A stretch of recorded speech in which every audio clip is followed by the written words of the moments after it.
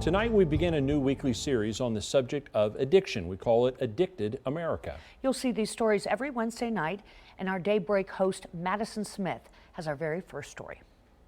Tonight we begin a year-long look at the problem of addiction, not only in our country, but in our region. But it might be useful to explain what addiction actually is. How do you know when enjoying a drink or two or three has become a problem?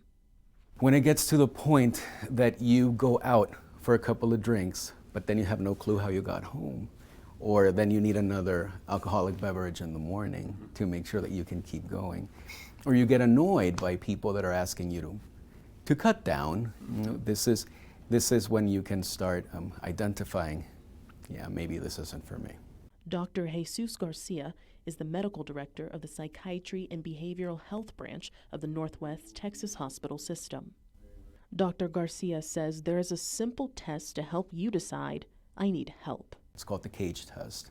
The C is for cut down, meaning if you think that you need to start cutting down on your intake.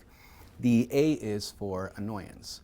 If you become annoyed by somebody else asking you to cut down, and that's point 2. The G is for guilt. There's guilt surrounding your alcohol consumption. And finally, E is for eye-opener.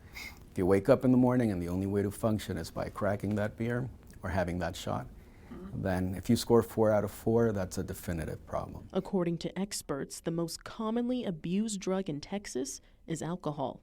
At any given moment, there are roughly 10,000 Texans in addiction treatment centers for alcohol alone. Alcoholism is typically what's most talked about because it's what's most acceptable. The reality is that it's not necessarily the most common issue that we have. But Dr. Garcia says prescription opioids are a big problem as well.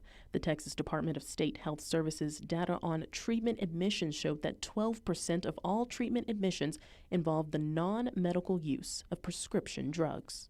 But there is a catch-22 there. Many people suffering debilitating pain need the drugs.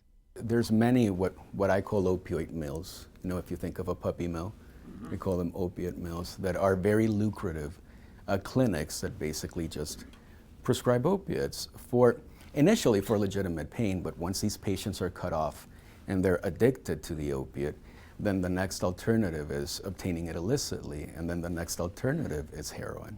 And now some of those pain relievers, such as fentanyl, are becoming the drug du jour for abusers. But for those people, there can be incredible risk.